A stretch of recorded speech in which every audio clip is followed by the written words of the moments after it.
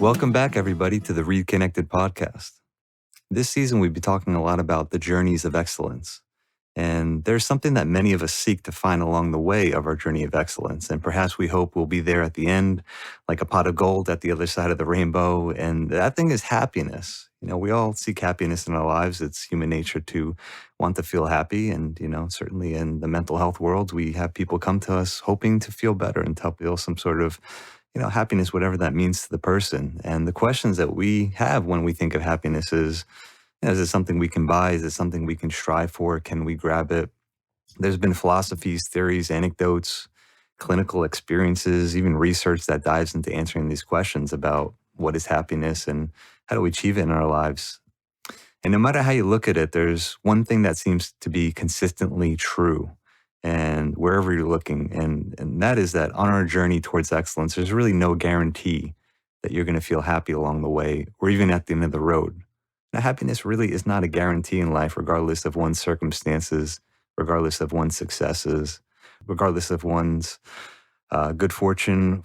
And so it really begs the question that this episode is going to tackle.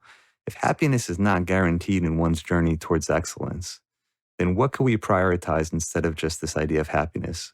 Or better yet, can we expand what it means to be happy? And only relying on one way of being fulfilled in life is not likely enough. And so we're going to try to expand what it means to be happy and to broaden and deepen that idea a bit more. Because if we're really focusing on one idea of happiness, it could lead us to feel trapped, disappointed, weakened, and so forth. So in this episode, we're going to discuss psychological concepts, personal experiences in our work with individuals. And some of the ideas will come from areas of positive psychology, other areas of psychology, positive youth development, some wonderful people in the field like Seligman, Csikszentmihalyi, Carol Riff, and others in the field. So really looking forward to this discussion, Lex. Yeah, thank you. And before we get started, I kind of want to break down this word excellence because it sounds like a lofty goal, right? I want to be excellent. But really, when you break it down and when I work with strategic learners, it's about like, what are the roots there? What are the parts of the word that help us figure out its meaning? And really, when you break it down, excellence is about excelling, right? Being able to be good at something, to be able to find your passion, work towards mastery, and really, feel like you have some agency in what you're doing. So when we talk about excellence, it's not this lofty ideal of things need to be perfect, right? As we talked about in the perfectionism episode, it's more about, are we kind of bringing all the things together that we're good at, that we enjoy, that feels purposeful to be a part of our life, is really what we do and what we embody as we navigate through this life of ours. Definitely, yeah. And you mentioned perfectionism, and I can tell you sometimes I work with people who have perfectionism, and when we talk about what's going to bring you happiness in your life, and we think about that, and I got to tell you sometimes they want to perfect being happy, and that's really counterproductive because there's actually been some research that I dove into during my graduate training around this area. One thing that did stand out to me is that there's been some research that the more people kind of latch on to this idea of I have to be happy, and attach to it, it really kind of backfires. And so this episode, we want to expand what it means to be happy and expand the idea. So, why is this important? Look, I mean, everybody on Earth is vulnerable because we're human and we can deal with mental health challenges. Anybody's vulnerable. There's no group of people, there's no individual that's, going to be immune to having mental health challenges. We all have, let's start with predispositions. Everybody's predisposed to something. It can manifest in different ways. You can have too little resources. You can have too much support, too little support. What does it mean to have too much support? You can feel like maybe you're being controlled in some ways and you're not kind of developing your own trust in yourself, or you can have too little support where you feel like you're just kind of drowning. Health issues can affect literally anybody. Anybody could be prone to health issues, traumas, substance use. You're in the educational world. There's diversity in people's experience with education, learning disabilities, or not feeling like you're a good fit in the school system in which you're in, or, your strengths are not being acknowledged, or your weaknesses are not being, understood. loneliness is an epidemic in society nowadays. A lot of people talk about that. You can even be with people and still feel lonely. Like Hmm. that's a scary thing when loneliness is like a plague in some ways. And as much as we're connected through social media, you look at the research and loneliness has increased, and that's a strange irony. Yeah, it's like we're alone together more than ever. Yeah, that's the book by the MIT researcher. Oh, yeah, that's right. Yeah, Sherry Turkle. Yeah. Yeah, Sherry Turkle. She does wonderful, writing on this topic. So that's a great foundation for us to work from. And do we have like 20, 30 hours to talk about it all? People have been discussing this forever, right? Yeah. And we're going to keep it concise, but I also want to, before we really dive into all this, establish a caveat that we're not here to talk about how to become happy either, right? We really want to kind of break down this idea of we just need to be happy to be well, because I think that is a huge, misconception in our world. And I'm going to bring it back to what I know best is that a lot of educators and a lot of parents and caregivers that I work with will ultimately say, I'll ask them the question, what are your goals? What do you want for your child? What are we really working towards? What's the ultimate goal? And a lot of times they'll say, I just want them to be happy. And I often will press pause and kind of get them to dig a little deeper into that. Because what is happiness? Sometimes happiness is just like going through life coasting, right? Or like, Well, it's unclear what's going to make a child happy, right? And it's not like an A plus B equals C. yeah. Right. And I think that's really what I'm trying to get to is helping them to understand and unpack what happiness is, because it's not one thing and it's not like a switch that you can turn on for anybody to feel quote unquote happy. There's so many factors that are involved, and that's really what we're going to discuss and dive into. But I want us to just be careful about how we throw these terms around. And, I've said this so many times throughout my career. And since I learned about it in graduate school, around Jerome Kagan's work about emotions. He has this beautiful book of What is Emotion? And he talks about how in the English language especially, we don't have enough terminology to really discuss and describe the intricacies of emotion, that we often fall in the all or nothing mentality where we're like, are we either happy or sad? We are either depressed or we're content. Like there's no in between or gradient levels of emotion that we frequently use in our vernacular, at least in the English language, to talk about emotion. And I think that's so debilitating in our own lives and for our mental health too. So when we think about happiness, it's the same as being smart, right? I've talked about smart and SMART goals before on the podcast, that if you're not smart, then what are you? There's a lot of terms that different learners might use, but it's the absence of being smart. So if you're not happy, what are you? It's the absence of happiness. Yeah, I love what you're saying, and it's so. I think it's such an accurate way of describing this. And as a therapist, one of the best parts of therapy, right? People can come to me and they want to feel better, and they're, again, the A plus B equals C. Let's say C is feeling better, feeling happy, whatever that means, and maybe A and B, let's say, are developing relationships or feeling better about yourself. Those are tried and true ideas of what can make people happy. But I'm not just going to say to them, hey, A plus B equals C. So go live out the formula. Mm. My job as a therapist is to understand there's maybe a lot more that goes into that for that person. First of all, for self-discovery, to understand what gets in the way, what helps with these aspects, A plus B equals C. And it could be A times 2 plus B divided by 3 To the nth degree. To the nth degree, right? There's way more to the formula. Yeah. And therapy, it's one of my favorite and most meaningful parts of therapy is to get to know the person, their life, their story, their personality, aspects of what makes them who they are.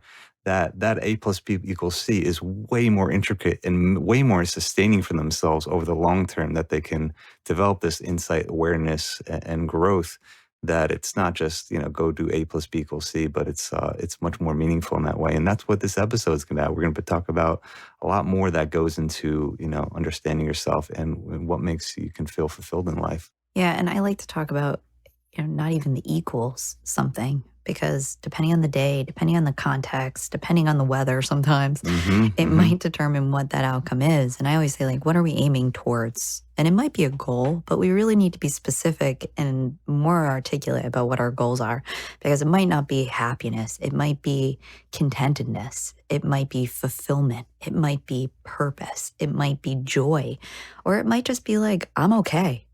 And sometimes it's okay just to be okay. Yes. I work with so many individuals across the lifespan who, when things are going okay, they like question themselves.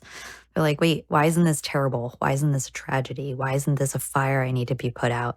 Or why don't I feel intense enthusiasm and excitement and pleasure and pride? And I'm like, well, sometimes we don't get to those extremes, and it's actually better not to live in those extremes because we don't have, the cortisol levels going up and down with our stressors and all the different things that can impact us, that are not only impacting how we navigate through a day, it's impacting our brains and our bodies and the way we show up to things, the way we perform. There's so many different factors that are involved that, we'll tackle in other episodes. But just to be mindful that, sometimes it's okay to be okay. Because so often, and I hear this more often than not, a lot of people are feeling like they're not okay right now. And sometimes we need to not, aim for this unrealistic ideal of like, I need things to be perfect, or I need to be happy, or I need to be just joyful all the time, because that's not reality. We're all human. We all make mistakes. We're all going to have good days and bad days. And if we expect that things are just going to be joyful and happy all the time, we're going to be surely disappointed more often than not. Totally. And I've worked with people from all walks of life over the course of my training and professional career. And, people can have little to nothing and struggle with how they feel. And people with as many resources as they can ever imagine can also struggle for different reasons, right? You can have everything and feel, let's say, pressure to somehow live up to expectations, or pressure that you should be happy because you have everything. Mm-hmm. And people who don't have much, they can feel, a sense of misery or despair or loneliness or whatever it is, that maybe they're not fulfilling their potential because they don't have the resources to do it. There's different reasons for, how people can feel. And again, like you said, I can't just say, on this podcast, like, go, do this one thing, like be grateful more often. And that's always going to help everybody at every point in time. Yes. Gratitude certainly has been proven to be very important for people. But, the purpose of this episode is to not just say one thing and that's it for everybody at all given times. So I really appreciate what you said. Yeah, and there's that dialectic of like, you can be grateful and still feel pretty crappy, right? And the gratitude might be, minimized in that moment where you have something that's not really going well. And it's okay to understand that. And what I often say is that sometimes those challenges, the things that don't feel great, that often turn into complaints or sadness or frustration, sometimes those are messages and signals that are helping us to say, wait, something needs to change here. What can I do to shift and change my approach to make it feel a little more reasonable, a little bit more doable? But sometimes those challenges are what propel us to do greater things. So let's talk about a couple areas, Lex. Besides this idea of like you're happy or you're not, let's break that dichotomy down. So instead of just you're happy or not, let's take 5 main categories. And there's been a lot of people in the field of psychology that have talked about this in different ways. We're just going to talk about these 5 areas. And I talked about the researchers before. So positive emotions, right? There's a lot of different positive emotions. That's one of them. The other one is meaning. Meaning could be anything to anybody, right? The way we create meaning in life is up to the person. Growth. We'll talk about growth being an important part of life. Engagement and flow, being in the moment and truly being engaged with what you're doing. And then the 5th one, just a sense of security. We'll talk about that in terms of relational security and psychological and even physical safety. But let's kind of talk through 5 of those areas: positive emotion, meaning, growth, engagement, and security. Okay, so we've got growth, safety, and positive emotion, meaning, growth, engagement, and a sense of security. Right. So in the episode with Rosie, we talked a little bit about Scott Barry Kaufman's model and thinking about it as a way to elaborate on Maslow's work in thinking about the hierarchy of needs for humans in general, and thinking about that sailboat model. And a lot of the pieces of the actual boat are related to feeling safe and connected and feeling like we can find some stability in our life. Mm-hmm. So that stability and safety part, especially in my work, I bring it back to feeling comfortable in a space where, speaking specifically about the work that I do every single day, is thinking about learners and individuals and learning environments. And when we think about this sense of safety and community and feeling a part of something, you know, each individual wants to show up feeling like they're going to be understood, they're going to be seen, and that they're going to be recognized and supported in some way, right? There's no way that any educator or any student walks into a learning environment and could actually predict exactly what every single student has experienced leading up to that moment, right? We don't have a sense of who they are, what they've gone through that morning, that night, that week. There could be a number of different things that might be happening. Mm-hmm. There's a huge issue around food insecurity that I think is more invisible in a lot of school systems, and especially in the United States, than should be. Mm-hmm. There's a huge issue around stress and potential traumas that might be happening in a family or in a household. Mm-hmm. Access issues. Access issues. I'm not even talking about specific learning and access to learning yet. I'm just talking about all these ecological issues that are impacting a learner. And when I talk about each individual, I'm really thinking about all the systems that surround them. I really work through Bronfenbrenner's model of thinking about systems theories and how they either support and lift up community members, or sometimes they can bring them down. Mm-hmm.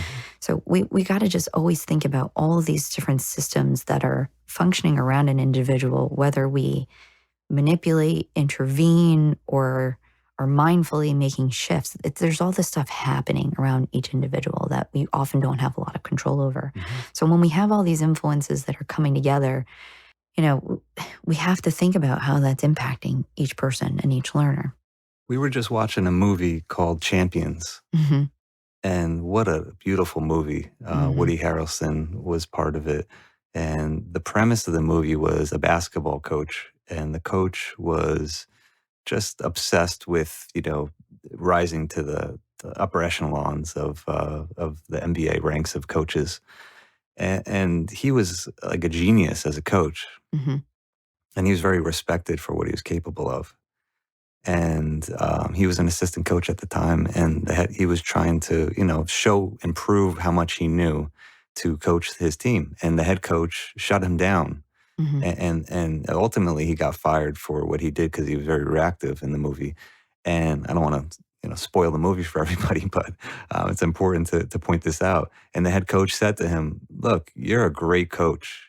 You're one of the, you're like a savant at being able to coach basketball, but you don't know anything about your players. Mm. You have no relationship with them." Mm-hmm. And I am going to spoil the movie, but you should still watch it. And what happens is he ended up getting in trouble with the law, and he had to go and do community service. And it turned out to be one of the biggest silver linings of his life, because he was able to coach a group of just amazing individuals, young adults who had Down syndrome and other disabilities. And he had to learn within himself how to relate, how to connect, how to experience emotion, and how to really, I'm getting the chills think about it, because Mm-hmm. it's just Mm-hmm. an incredible It's movie. a beautiful story. It just is amazing. And, just watch the movie, you know what I'm talking about. Yeah, and you think about access and visibility. These are all individuals and actors who experience, their disability every day, and they got the opportunity to showcase these incredible aspects of themselves. So I hope everybody watches the movie, to be quite honest, because I think it helps to, build a sense of safety for more people as we understand humanity, because there is so much variability and there are so much differences among us all. And everyone's important, Lex. And Csikszentmihalyi, who wrote the book Flow. Mm-hmm. And I've been, I was in grad school. I read these books that really stood out to me, and I just dove into outline them, try to pull out the major aspects of it. And one of the things that he said in his book is, it just rings true to me. Relationships, he said, any type of relationship can manifest the best and the worst of times. Yeah, such a great quote. How true is that? So true. Relationships are so intertwined into every aspect of our life. And it's really important that, we do understand the significance of relationships, the power of relationships, Yeah. and to prioritize them because it's not always talked about within the scope of society. I mean, I'm thinking back to like the 2000s, the early 2000s, and society certainly has become very conflictual, and there's some reasons for that. You have to kind of speak up when you feel like there's injustices and so forth.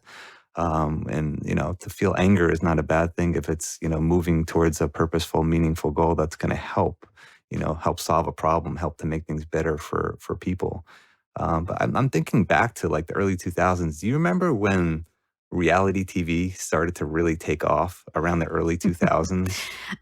This is just my point of reference, but what I remember is like MTV's, like the shows where everybody was put in a house down at the beach or something. It wasn't even Jersey Shore. It was before that. It was back in the Yes. the late 90s, I think. And look, no judgment to people who watch that. If you get entertainment, like TV is basically entertainment. They're doing that for entertainment, right? They're not trying to teach moral lessons about life. But like I can definitely see a progression that the more that became entertainment, the more that became glorified, that people just fighting with each other and just hating on each other. And there's no I don't watch them to know if there's resolution or not, but I'm sure people don't, I'm not paying attention to the resolution as much as they are to the drama and the intensity and the anger and the hatred and all that stuff. So, all this is to say that, just maybe it's important to pull back from the way that the media is trying to portray relationships and get back to the basics of what makes a meaningful, important relationship that maybe you're not going to see on TV because it's not you can't sell, they don't sell that. You get movies like the movie Champions, and you can revisit how important that stuff is. Yeah, there's like 4 or 5 things that you brought up that I will touch upon, maybe 1 or 2 of them. Number 1 is important relationships. It probably wouldn't be an episode unless we brought up mom in some way, because I think that when I was in college, and I've said this before to some of the students I work with, that's probably when I really felt most connected to books, right? And I think mom might have given me Flow in the early 2000s. And it was a book that it really just made sense and resonated with me. I didn't even know that this was the path I was going to go on professionally, but it just made so much sense about really kind of finding passion and leaning into some challenge to be able to find the proper level of support and challenge to help you to get into the things you do. And, maybe she recognized that in me when I was younger, but thinking about relationships and how sometimes, one little thing can change a trajectory, right? Like her giving me that book and me actually connecting to it and loving reading it probably pushed me into this developmental psychology world where I have a huge focus on positive development and positive youth development in particular. But, these relationships are so important, but I want to expand it not just to like personal human relationships, but also our relationships with work, our relationships with time, our relationships with our space, our relationships with, how we just navigate life. Sometimes we get stuck indoors because we're so guided by technology where we have so many missing pieces that we lose a part of our relationship with nature and the outdoors and the environment. And that moves us, I think, closer to this idea that you're mentioning about being conflicted because we're not experiencing this range of what life has to offer. Yeah, and what life has to offer, for sure. I talk to parents and I talk to children because I work with both in my practice. And, in life now, you can kind of just be a robot. You just go through the motions and you're just kind of, going through life on automation. And it prevents bonding. And look, I know, even Csikszentmihalyi did this research where he would ping people throughout the day to see what they're feeling. It's like the coolest research ever done. He's like, randomly, let me just ping you. Like, let me just ping you, when you're cooking or when you're, just watching TV, when you're bored, when you have nothing to do, when you have a lot to do, when you're focused, concentrated. And one of the things he found is that, people are least happy when they're alone. and when they have nothing to do. And not to say that like people's lives are super busy nowadays, not everybody, but like certainly. But what I'm saying here is that like think more critically about how to bond with each other. Mhm. And because it's not always evident, and if we're not being creative about that, like when's the last time like a kid and their child just went for a walk? Or I'm talking to someone who, if you're not bonding with your family like over dinner, or you don't have time to like really have a chat, just change the context. In the episode about emotions, I brought this up a lot. Change the context to change your feelings, Mhm. and think outside of the box. Like, let's go do something special that can help us to bond, because just going through the daily motions is not doing it. It's just not enough if you can't pull yourself out and be more present during going through the motions. Yeah, I talk about this a lot in terms of executive function because sometimes we need to take ourselves out of the environment and press pause and shift things and shake them up a little bit. Because oftentimes when you're stuck on a challenge or a problem, you can get so stuck and fixated that you lose track of everything else. And sometimes that's good if we get into this sense of flow that Csikszentmihalyi describes as, I call them flowments, Ah. or sometimes you lose track of time. But, other times we just get stuck and we don't actually move from this. We don't pivot. And a lot of times this is our cognitive rigidity. And going back to executive function, it limits our cognitive flexibility that allows for us to make changes. So sometimes, like you say, we have to change the context. So I often will say to people I work with, if you're sitting at your desk all day and you get stuck, don't sit there longer. That's Hmm. probably not going to do it for you. It's just going to make you frustrated. You're going to feel a whole range of emotions. You're going to start to feel bad for yourself and question your abilities. Sometimes you just need to step away and zoom out. And what you're saying that a lot of people are having a hard time doing these days is really executive function. But it's so closely related to emotion, as we've talked about so many times, that, our emotions kick up, either, negative or positive emotions, not even that they're negative and positive, but that will bring us up or possibly bring us down. And then from there, it shuts down our systems to be more flexible, more strategic.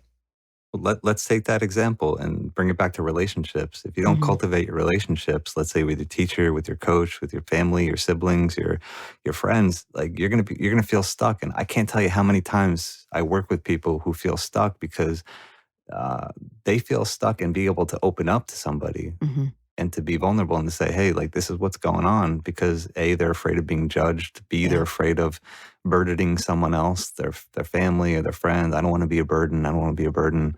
They're afraid of the type of reaction that they're going to get. It might, create kind of they feel like it's going to become more stressful. So, so much of relationships is communicating, and so therapy is just such a great way to slow things down and to figure out what's the most effective way to communicate, to build a relationship, to build Mhm. self advocacy, and to get the help that you need and to support.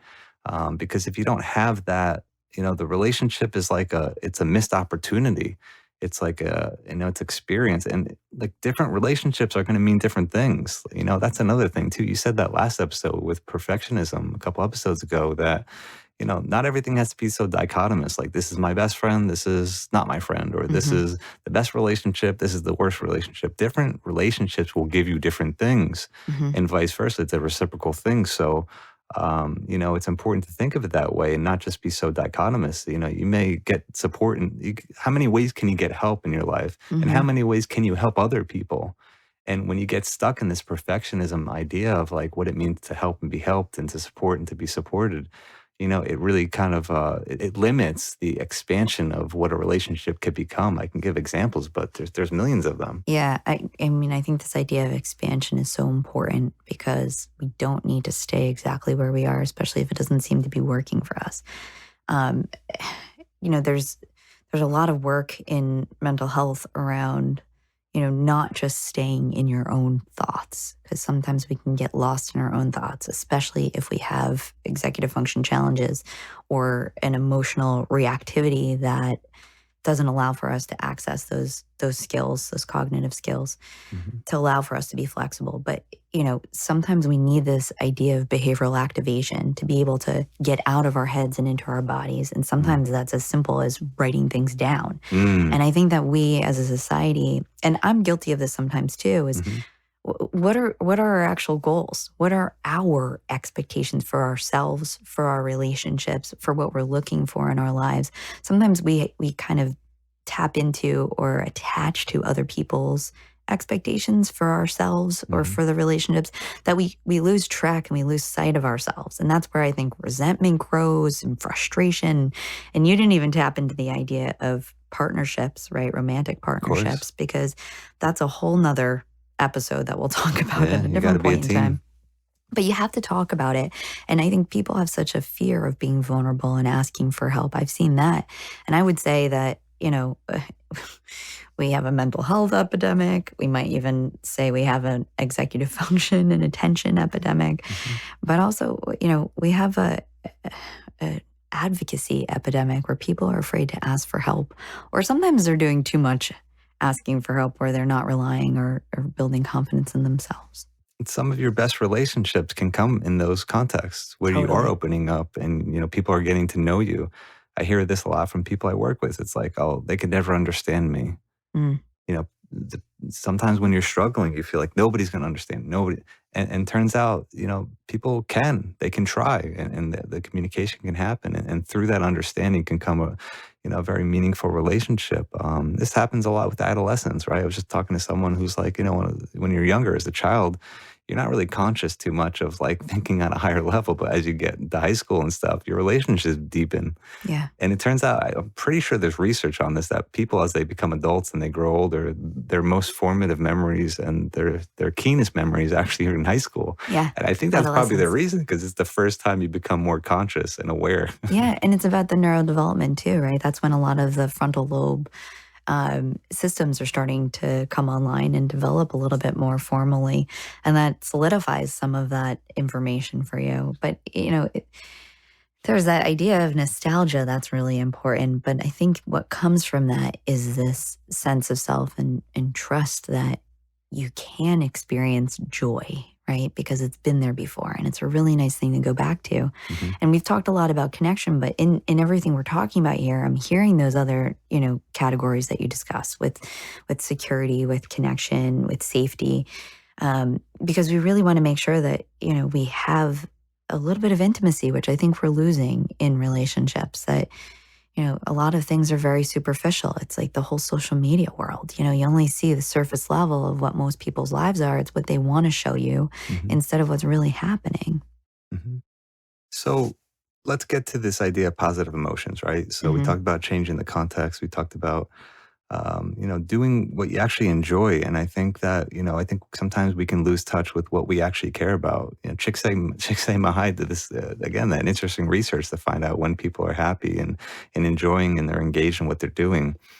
Wait. I'm gonna Yeah. spoiler alert for a minute, because it's not when things are easy that people find the most enjoyment and fulfillment through his research and work. Yeah, so it was interesting. He found that when people are really concentrated on something, Mhm. here's a little nuance though. They weren't necessarily happy, but they had really good self-esteem. Yeah.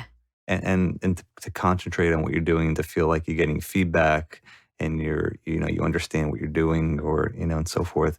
And actually, he also found that when people are in play, and maybe they have a little bit less concentration, but when they're in this idea of play, that they are happy. So all this to say, both things are important, to focus and to concentrate and to feel like we're engaged in what we're doing for the sake of doing it can really help us to feel good about ourselves, to feel fulfilled, to feel present and engaged, and also to have that idea of just play, right? Like when I'm sitting on the piano, I'm just like making stuff up. I'm not like, trying to impress somebody or something like that. I'm just playing around and seeing what comes from it. Mhm. So both things are important. So much in life is multiple things are important at the same time. We talked about positive and let's quote unquote say negative emotions, right? We need both. If we don't Mhm. feel sad, we'll never know what's important to us. Mhm. I had such a wise high school student just today. I talked to him about, I'd say, we're going to do this episode on this topic. What do you think? Mhm. And these kids, really impressed me. Mhm. More often than not. He said, if you're happy all the time, it loses its value in what it means to be happy, Mm. and you don't really appreciate it. Well said.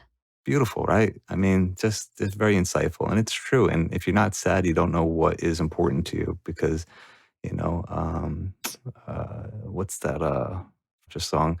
You're nobody till somebody lets you down, something like that. Mhm. I'm not suggesting people should feel pain. Andy Grammer actually wrote this song. It's a little interesting. He's like, he wishes his daughter to experience pain, but to also understand the pain and to work through it. Yeah. And he's not, it's not masochistic for him to say that. He's expressing the importance of being able to go through what brings you pain in life. And those of you who watch Ted Lasso, it's kind of a funny show, but there's some wisdom in it. And I think one of the best things he says in the show is, we're going through pain, but we're going through it together. Yeah. And I think as a society, we lose track of that because we are so insulated, even though we're so connected. And I'm going to, just go back and say, we're grateful for you playing around and noodling around on the piano, because hopefully some of you have enjoyed watching Rafa sing along to Jerry's piano takes. But that's also a time where, we can experience relaxation. We can experience a little bit of joy in those moments of creativity. And I'm going to bring it back to skills, as I tend to. It's usually when we feel most comfortable and confident is when we feel like we know what to do. We're clear on our goals. We have the resources and we have the skills to be able to do the work that we're set out to do. And that really is when we start to feel good about ourselves. And I think that's really what gets lost in, we've talked about this many times on the podcast, lost in setting out to reach a goal to become the best at whatever you're doing, thinking about that point of excellence, that excellence in being the best, being the GOAT doesn't just come online right away. It takes so much effort. It takes a lot of challenges, it takes a lot of ups and downs, Sacrifice. a lot of sacrifice, discipline, building skills, because they don't just come online.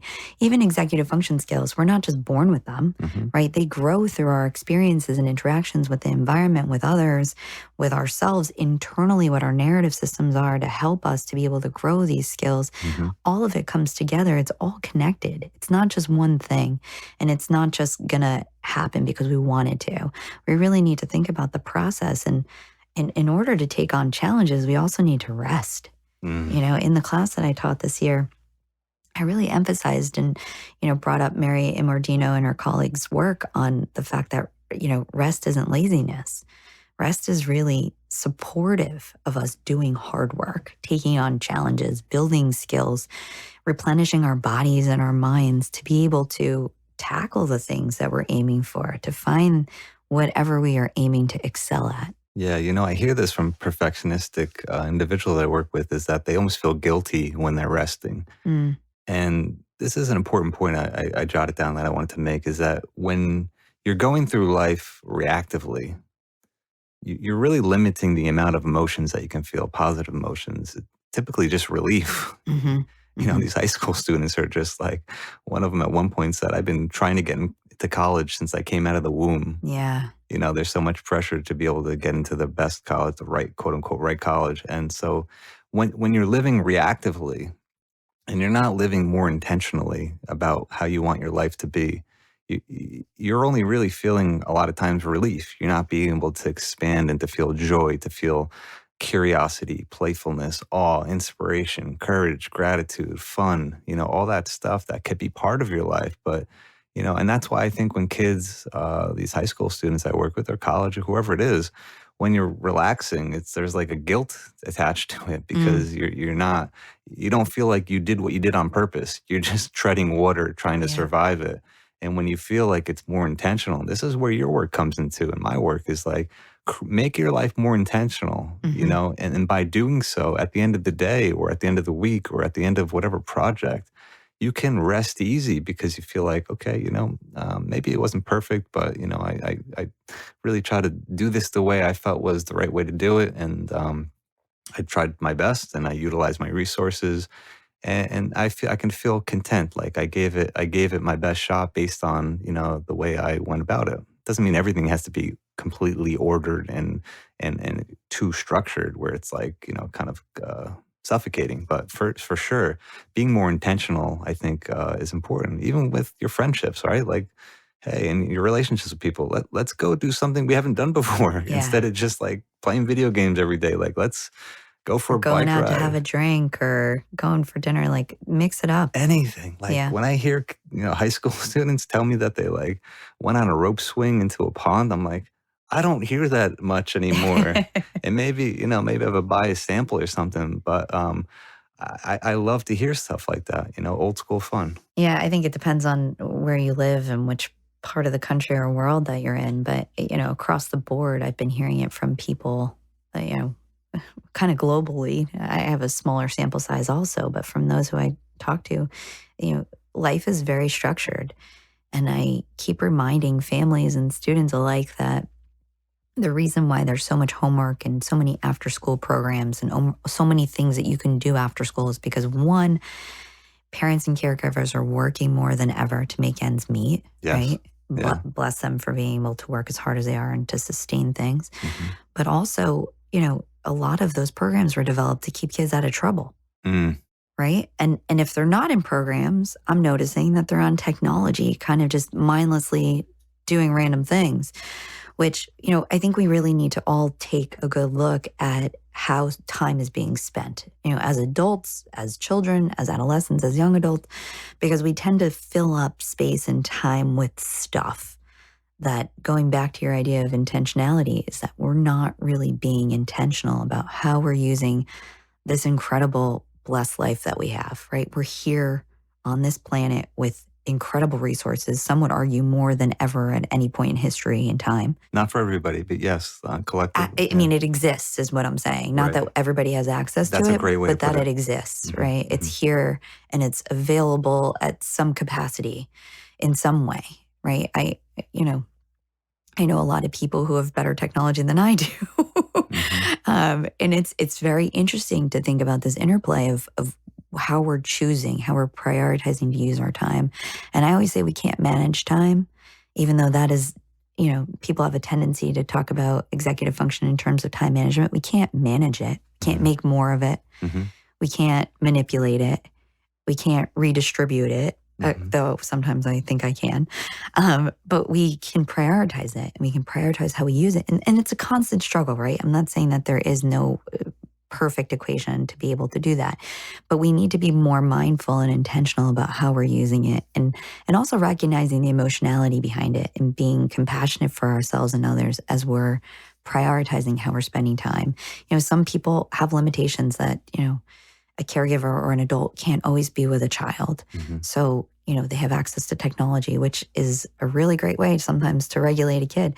But we also want to develop these self regulatory skills for individuals, especially children, adolescents, and young adults. I say that we're actually um, at a self regulatory deficit right now. And those who are able to activate self regulatory skills kind of on command are actually working at a premium because they are bringing to their classrooms to work an incredible skill that not everybody has been able to develop because, we all go back to our iPhones or, our technology because it's a safe space that feels comfortable Mhm. and it makes you feel like you're connected, even though you're not really. And sometimes it's bringing about more negative outcomes than it's helping. But Yeah. we need to be more intentional about how we're using space and time because I think that's a really important piece of, you know, understanding what excellence means for us. Sometimes it does mean resting, but can we do more intentional rest? I talk about this all the time with my clients. What is intentional rest for you? Is it picking up an instrument and just kind of like noodling around without the expectation you're going to play the best version of a song you've ever played? Mhm. Does it mean just going outside and going for a walk, laying on the grass, just looking up at the sky? You have a really cool, Whatever it is. you have a really cool image in your office that says 50 ways to take a break, and Yeah. whoever did the artist work is really great. Yeah, I love that one. It's just really cool. So there's a really good book, by the way, if you're, it's called The Power of Full Engagement. Mm-hmm. And the idea basically is exactly what you're saying. You can't always manage time, but you can manage your energy. And we have different versions of energy, Mm-hmm. physically, emotionally, spiritually, if people believe that, and other versions of your energy. So focus on managing energy. You have more control over that than time some ways. And the other point I want to come back to about self-regulation is let's not forget where self-regulation comes from. A lot of times it comes from relationships. Mm. It comes from having that person you can go to talk through things. Mm. A lot of times in therapy, that is one of the biggest essence. It's the essence of what therapy is useful, how it's useful for in a lot of ways. Obviously, there's more to it than just listening and talking. And we got into that in the first episode of season one. But certainly, being self regulated is having the space to process what you're feeling, what you're thinking, your relationships, your experiences, and to talk through it. And without that, it's unfortunate because a lot of people come and, whatever is the reason that it's not happening in their life, to have the space for, 45 minutes, an hour of session to be able to talk through things is so valuable, especially nowadays, as you're saying, because the technology pulls us away from truly communicating in a way. And again, it's not technology. It's like, let's talk in a Mhm. free flowing, dynamic way. We can really make sense and understand things. And it's an art. And I think generally it's hard for people to do that on both ends. I have to train myself to be a good listener. Mhm. It doesn't just like happen out of nowhere. I think hopefully I can say I'm predisposed to being a bit better at it because of my personality, but like it takes training, it takes like practice, it takes learning and experiences. So, you know, let's not forget about self-regulation, not just being like, you have to learn this skill. I'm Mhm. going to teach you the skill to become more self-regulated. That is true. I just don't want us to all forget about how important it is to talk. And maybe one of the reasons we're having a hard time being self-regulated as a society is because we're losing the ability to talk, to process, Mm. to connect, to feel, right? Yeah, it's such a good point. To even feel like, I went through this hard time. I just have to be able to go through the feelings with somebody else listening. Yeah, I will say that sometimes in those moments, I'm such a helper and problem solver, and my brain works really quickly that sometimes I jump in those moments to try to problem solve for people. Mhm. And I'm super intentional about pressing pause for myself and saying, "We just need to sit here in this moment because this stinks. Like this is really challenging for you." Mhm. I said it just before with one of my best friends. You're going through this really hard moment.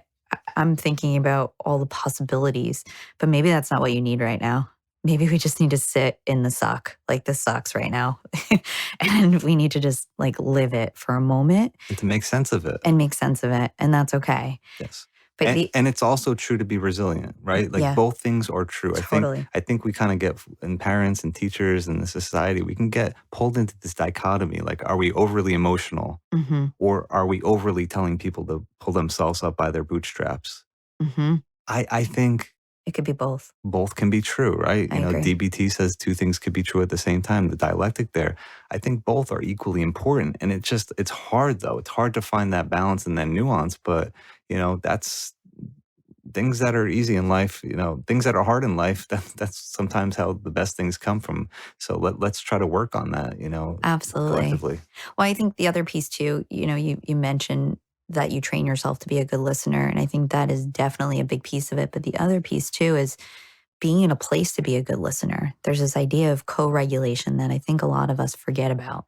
That when we're regulating ourselves, we can be more present for those that we're with.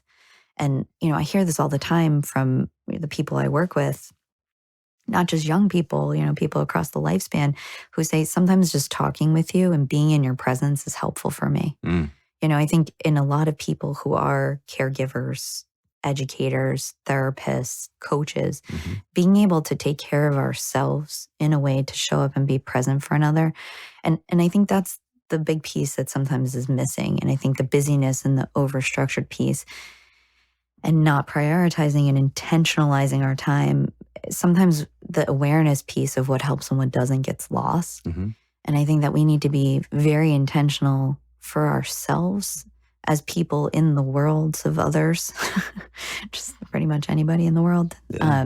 Even if you're not an educator or therapist or coach or parent, we need to be aware of what helps us to find some place of regulation Mhm. that we can even show up and be present, Mhm. right? Can we have some awareness? I mean, this is a big part of my meditation and mindfulness practice is, just quieting yourself enough so that you can show up and not just have the noisiness Mm-hmm. of my mind working in the background all the time. Mm-hmm. Because our minds are constantly going. Sometimes it's louder than others, sometimes it's more organized than other times. But how do we actually find a way to quiet ourselves enough so that we can be open to what's happening in the person's life that's right in front of us? And for young people, this is most important. There's so much research that shows if you're an adult in a young person's life, if a young person, regardless of the adverse impacts of their environment in their life, if they have one consistent, positive, supportive adult in their life, Mm-hmm. it can change the trajectory of their developmental outcomes. And it's amazing. It's one of the most consistent findings, Yes, right? absolutely. And theoretically, it makes sense. And for all the reasons that we're talking about. And the quality of life certainly improves when you got that one emotional support person. And I will say for adults too, it feels the same way, For right? sure. We have family members that are really helpful for us. We have great friends that you can always go back to. And whether or not you connect with them frequently or not, because life is so busy, just knowing you have them and you can count Mm-hmm. on them brings us back to this idea of safety and connection Mm-hmm. and, feeling stable and steady, Mm-hmm. even amidst, the turbulence of life. Totally. And so let's go into, we've been talking about about relationships and emotions. Let's talk about growth as another area of, let's expand the idea of what it means to be happy. Growth could be self-awareness. Let's not underestimate how important and how valuable self-awareness is. Mm. And it takes time. Like even, in certain relationships, you may not be able to talk through everything because you're not being totally honest. And again, I'll keep saying this in therapy. Like I tell people, say whatever you want to say. Like don't filter. This won't work if you're not going to, be open and honest. And help me to understand how I can help you to facilitate that, so we can work together cohesively. But I always say that too. It's like if you're going to not be honest with me or yourself, the only person that's going to impact is really you because it's not going to help you to move forward. We have to be honest and vulnerable enough to see that there's areas to be developed. And that's okay. That's for all of us. Yeah. And where there's pain, where it's hard to express and acknowledge pain, and areas that we feel like we're falling into traps. And it's not always evident what the growth is. Sometimes we can fixate on one thing and say I have this problem with, relying on substances, or I have this problem with thinking poorly of myself. That may be very true. Sometimes, when I keep exploring, I can find, wait, there's actually something else that you're avoiding. And those are symptoms of what you've been avoiding. And it could be that you're just afraid to do something that you feel like you need to do. Mm. It could be what we talked about, opening up to someone, or it could be trying something like a career move, or trying something that you really want to try, and avoiding that thing because you're afraid and you can't work through that fear is leading to these other symptoms. So clarifying self-awareness is important in therapy. Well, I think that's, I was so grateful for so many people this season to admit, like, I didn't really know what I was doing, or I didn't feel masterful in my skills yet when I started. Mm-hmm. And sometimes you have to take that leap and have faith and confidence that it might work out. Mm-hmm. Right. And if it doesn't, that there's other options and other pathways that you can explore most of the time. So, getting to that point where you can feel like you have skills, but, like we talked about in the perfectionistic episode, that sometimes when there is a fear, when there's a lack of skill, when there's not this awareness of self, sometimes we put ourselves in these situations that tend to knock us down or feel more magnified in what feels like an experience of failure. Totally. And Csikszentmihalyi in his flow book, he points this out, and I highlighted this part. He said, self-reflection is not easy, especially when we're upset. Mm. Because when we're upset, our mind is biased towards the negative. There's plenty of studies on that. When you're in a negative mood, you're more likely to think negative thoughts. You're more likely to perceive things in a negative light. It's emotion driven. That's why a lot of the work that is done at a card, Dr. David Barlow developed this. It's based on a lot of research and other people's work and his work. But the idea is that, understand how your emotions affect your thinking as much as your thinking affects your feelings. Yeah. And so self-reflection is not easy because we can ruminate. We can just kind of fall into these repetitive cycles of thinking bad about ourselves, and self-reflection takes time. That's why, again, therapy or relationships or journaling and shifting the context of how you're reflecting helps you to see things from a different light, a different perspective, that helps you to think a bit more critically about what's happening, and maybe helps you to express your feelings rather than suppress them, and helps you to expand the way you're thinking. And I thought that was just such a wise statement, that self-reflection, it seems like an easy thing. Mhm. It's almost like, they say mindfulness is simple, but it's so hard. Self-reflection's like that sometimes too. Yeah, I say that, mindfulness and meditation is probably the hardest thing I ever do. Totally. And going back, CARD is the Center for Anxiety Related Disorders at Boston University, where you did a lot of your training. Hmm. And I think there's a lot of great work that comes out of there, and other institutions too that have guided our approach to the work that we do. But, we need to really recognize how our thoughts, how our mind, how our emotions dictate so much of what happens. But not to fall into this trap of positive or negative, good or bad, Hmm. but really experiencing them. And what I think one of the biggest takeaways from what we're talking about here today is, can we sit with it to understand what messages these emotions are telling us, Hmm. to be able to determine, what skills do I need to develop? What path should I try Hmm. to walk down?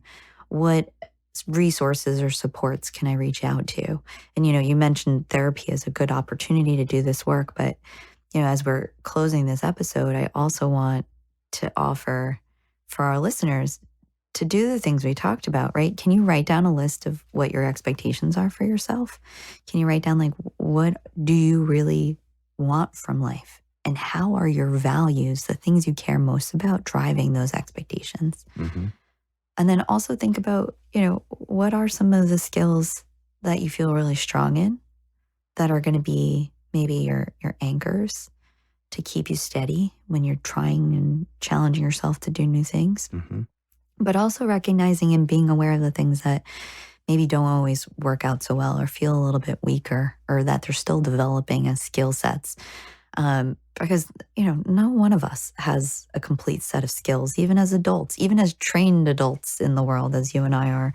But really thinking about, what are those things that we struggle with, and what are those masks and those things that we tend to do that cover up those struggles, whether it's, some we use technology to avoid them. We might use substances to avoid them. We might use, charisma and comedy sometimes to avoid them. Yeah. Like, what are the things that we're doing that is maybe preventing us from experiencing that sense of fulfillment or joy? Authenticity too. Yeah. Oh, the authenticity too, a For piece. sure. Yeah. I mean, to feel good about yourself on a fundamental level is one of the hardest things people can do in their life. And it takes time, to really feel good about yourself. You got to understand yourself, and think about all the things we've been talking about. There's plenty more. I'm not going to get into all of it, but, um, you know, and so focusing again on growth and meaning in your life, you can think of each segment or phase as meaning something that you want it to mean, right? If you have gone through a segment of your life where maybe you had something and you lost it, you're going to feel sad. And as you said, our emotions are telling us something. We lost something that's important to us. And that's important to pay attention to. It means you might need something to replace that with. So as you mourn the loss of something, because both things are equally important, mourn the loss, go through the feelings, and then decide what to do next.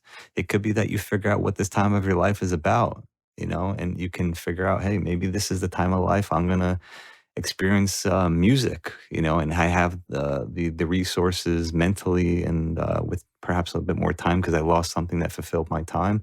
I'm going to pour into music because that's important to me, and now's the time to do it. And maybe another segment of your time, maybe you have kids, and that time of your life is about fostering your family. And maybe you lose, going out having fun with friends as much as you did because your new priority is your family. And maybe you learn ways to create meaning around that is important to you, and you find fulfillment in different ways. But if you don't shift that and you don't kind of mourn the changes and the loss, You can become, you can feel stressed, conflicted, resentful, and have a hard time, coming to terms with changes. But again, like so much of going through life is changes are inevitable, and to mourn the changes and the losses, and then the shift into what next, and how to create meaning and to fulfill it in different ways is an art form. It takes time, and it may not be evident how to do that. I don't expect to know when I'm working with people what that will be. It takes exploration to figure out what that's going to be. That's going to be fulfilling and meaningful and make sense to them. The last thing I want to say too, this is going to kind of round out, we're talking about what an individual can do to expand happiness in their life. Let's also think about ways that coaches, teachers, parents, adults, mentors, people who, run programs, after school programs, or whatever it is, think of ways to enhance different aspects of happiness, because as much as your job, let's say as a coach, is to get the best out of your players, to be good, people can become burnt out. And I've seen that in sports, right? If you're not really enjoying to some degree, whether it's, the environment, the relationships, the meaning, the purpose, the autonomy, the feelings and the growth, like if you're not feeling it, right? You may get burnt out, and you may lose joy, and you may lose motivation to continue. So remember how different things can affect the individual you're working with, and to try to embrace different ways of enhancing that. And look, it's hard. Like being a teacher, being a coach, being a parent, these are hard jobs, Mhm. especially when you have multiple people you're responsible for. It's hard to figure that out for each individual or for the collective. It's not easy, but we're just saying, remember the importance of that, because it's more than just improving. It's more than just, getting the best or trying to, mold, a child or a person into what you want them to become. It's like, it's the experience, it's the journey, it's the joy, it's the meaning, it's the engagement, the flow, it's the sense of security. It's a process. Yeah, and going back to the movie reference of Champions, Woody Harrelson changed his relationship with what he found and thought was happiness for him. Hmm. He realized that happiness was right in front of him. It was a part of what he was doing without chasing after anything. And sometimes when we're in the moment, when we're aware, when we're present, when we feel like we have a sense of self that makes sense and feels comfortable, Hmm. that's when we can experience joy and happiness. And we offer and hope that you all find a point in your day where you can sit back and just appreciate, like, yeah, I'm okay. And that's a good feeling. Definitely. And it's a process. We're all trying to figure this out, right? If there was like an A plus B equals C to happiness in life, you can be sure that someone would try to sell it. Yeah, And that's for that sure. hasn't worked. No, That no. hasn't worked. As much as they try to market it, it hasn't worked. Every day, every experience, every context can present a set of different variables that we need to work with.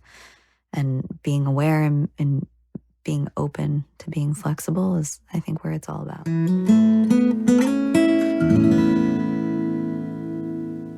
Thanks for tuning in to the ReidConnect-Ed podcast. Please remember that this is a podcast intended to educate and share ideas, but it is not a substitute for professional care that may be beneficial to you at different points of your life. If you are in need of support, please contact your primary care physician, local hospital, educational institution, or support staff at your place of employment to seek out referrals for what may be most helpful for you. Ideas shared here have been shaped by many years of training, incredible mentors, research, theory, evidence-based practices, and our work with individuals over the years, but it's not intended to represent opinions of those we work with or who we are affiliated with. The ReidConnect-Ed podcast is hosted by siblings Alexis Reid and Dr. Gerald Reid.